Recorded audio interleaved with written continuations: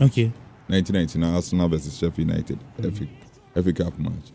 An Arsenal player picked up an injury. Okay. Was lying prostrate on the turf. So Sheffield United players, they kick the ball out or they knock the ball out for the player to be attended to. Arsenal quickly effects a throw-in and they score. Wow. Yeah, they beat Sheffield United in that game by a goal to 0. And after the game, Arsene Wenger caused the game to be played again. Hey. Yes.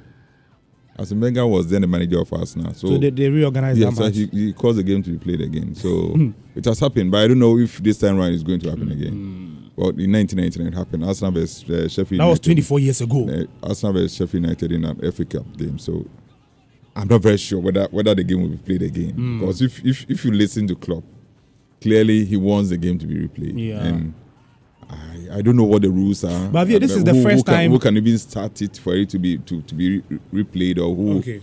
Because in the case of Arsenal vs Sheffield, it was Arsene Wenger who requested that the game be played. But that's when the manager too is requesting. But what about the opposing team's manager? Is he also in agreement? But he wants the technology to be dished. And I think that this is the first time in a long while that the referees officials have admitted that there was an error despite the presence of VAR in that particular game. There was an error, clearly. I mean, I saw the game myself, and when the game was, or when the goal was disallowed, you were shocked. My initial reaction was that this is a bad call. And if you join us on Facebook now, I think that we posted still pictures of what transpired in that particular game. But you see, take out VAR, huh? And let's play football like the way we are used to. Is it better than when you have VAR around? No. So you talked about Frank Lampard's goal, which was disallowed. Yeah. Then in 1966 again, England played against then West Germany because they were not united at that time. So they have West and East. So they played against West Germany in a World Cup final. And that was the only time, or that is the only time England has won the World Cup. Okay. So in that final, England beat West Germany by a goal to 0. The ball didn't cross the line. Wow. But it was in a World Cup final. World Cup final? Yes. Wow. So goal line technology would have disallowed that goal. I have to check whether it was in the final or, but it was a very, very important game at that time. In 1960, I think it was. Check for me. I think it was in the final. My memory is playing tricks with me this morning. I think it was in the final. England beat them West Germany by a goal to 0, and the ball didn't cross the line. So when Frank Lampard's issue also happened, people said, "Oh, I mean, what they did to the West Germans has come back to haunt them." And subsequent to that, we all know what has happened in football. I mean, these technologies are implemented or they are introduced into football for us to have some semblance of perfection in the way the game is played. Yeah, it was a World Cup final. It was in a final. Empire Stadium, Wembley. 1966. Yeah, 30th July 1966. Good. England 4, West Germany 2 after extra times. I think that goal was very, very important. Yeah, it was very important. Yeah. Very, very important. That goal was very important. So, you see, technology is there to help us to some level of perfection. Because humans, we make a lot of mistakes.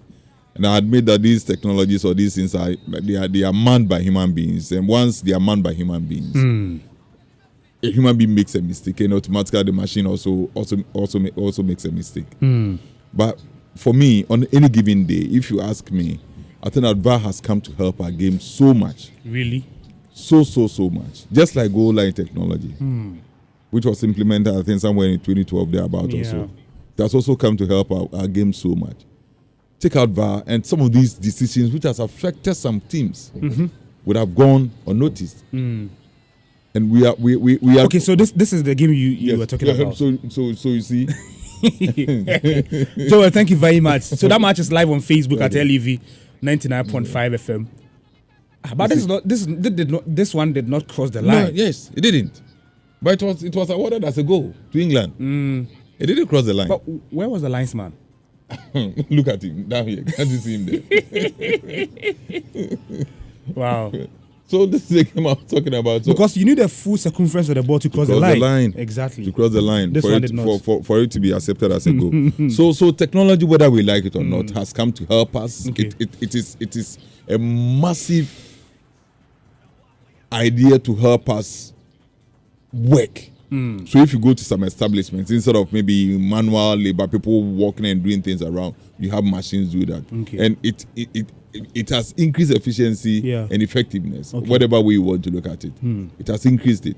And for me, just one mistake or two mistakes. I mean, we've seen VAR for how many years now? And how many mistakes can you count? Okay. I mean, just a few mistakes that you can count. Exactly. So the majority you can count a lot of correct decisions. Yes, majority of the decisions that have come from VAR has been spot on and very good, which has helped teams to win or to draw or whatever, get the result that they demand out of games. But let me just say this before. See, VAR is there for just 4 situations. Okay. Only 4 situations. So we say clear. The main incidents are clear and obvious errors, and a serious missed incident in 4 match changing situations. So clear and obvious errors, serious missed incidents in 4 match changing situations. The first one is goal. When a goal is scored, VAR can intervene to disallow the goal. A penalty, whether you award a penalty to a team or whatever, VAR can also come in and tell, oh, this ball is clearly a penalty, so give the team a penalty. Then direct red card. Wow. Just like FIFA was saying. Gusto and I think it was Lucadinha also. Lucadinha. So he got the ball right, but the follow-up was very nasty. Yeah. So the referee, I think, initially showed him a yellow card, but subsequent to that, he was called to the monitor and he came back and reversed it and showed the red card. So goal, penalty, direct red card, and mistaken identity. Like it happened when Chelsea trashed Arsenal by 6 goals to 1. You remember that game? Only 4 situations. Okay.